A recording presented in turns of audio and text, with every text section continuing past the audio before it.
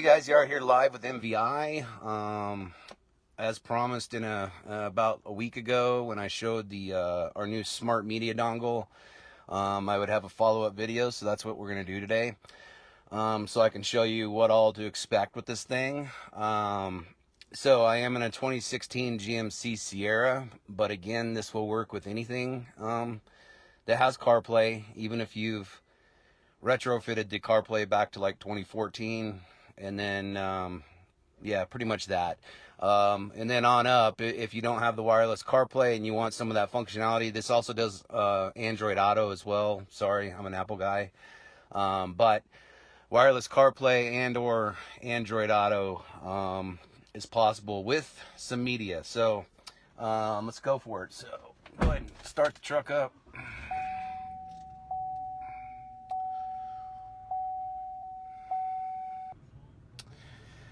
So, you can see I've got the home screen on here, and any minute now we should be popping up right there. CarPlay just switched. It is going to go ahead and fire up just like that. So from here, you do have to go in and pair your phone via Bluetooth. I showed you that in the last video. I've already paired mine. I'm not going to go through that again on this one, but basically just go to your settings, Bluetooth, and then it's going to come up as AI box. I've got several in here because I'm testing several pieces, but it'll be AI box will pop up down here once it scans.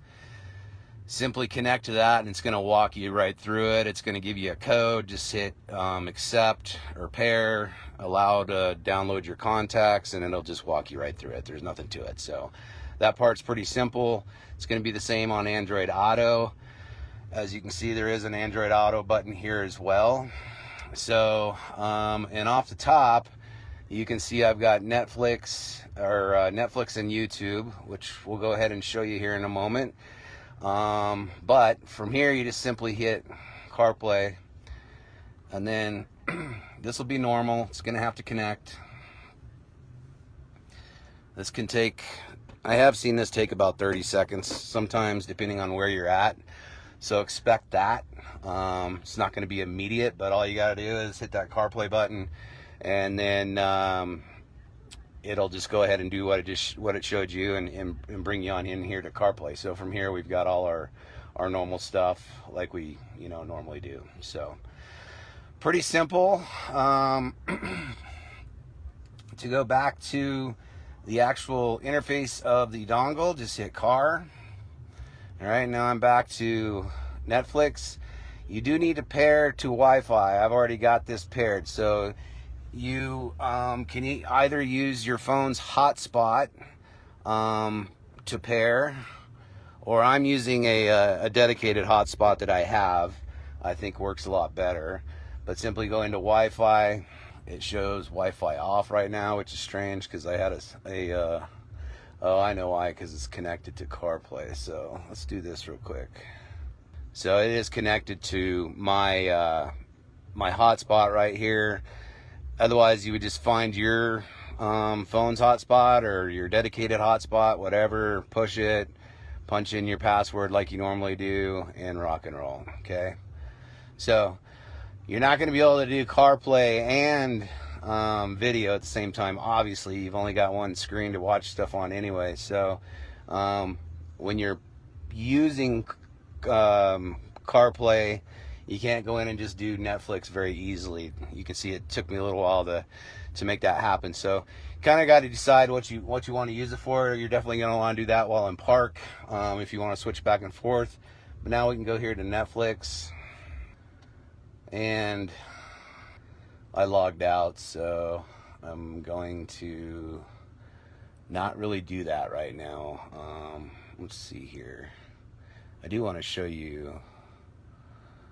I don't want to go through all that right now live, so I'm not even sure my password, to be honest with you. But from here, you've also got YouTube, and you can pick whatever you want.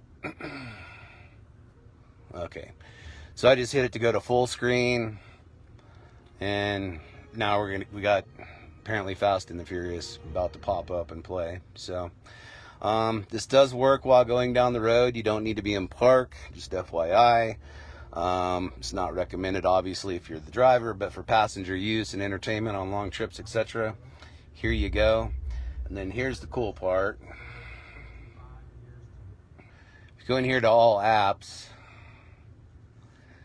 we've already loaded some, but for instance, now I have Hulu on here.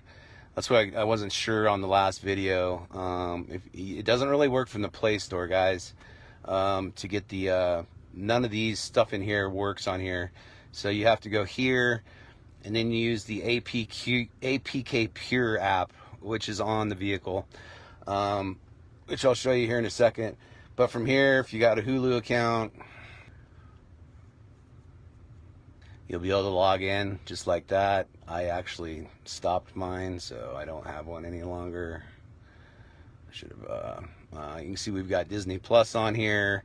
Max, I don't have that account either. I do have Prime, and I believe I'm still logged in here.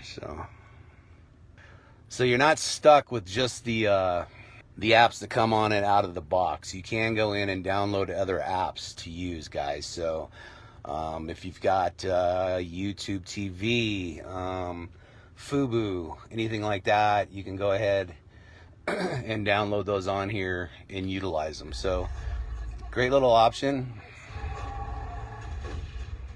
Works great. Okay. So not just the wireless Apple and Android, it also gives you some video functionality if you so choose. Now I do have a basic dongle that doesn't do the media, which is less money obviously, but if you want to spend just a little bit more and get the media, you've got those options.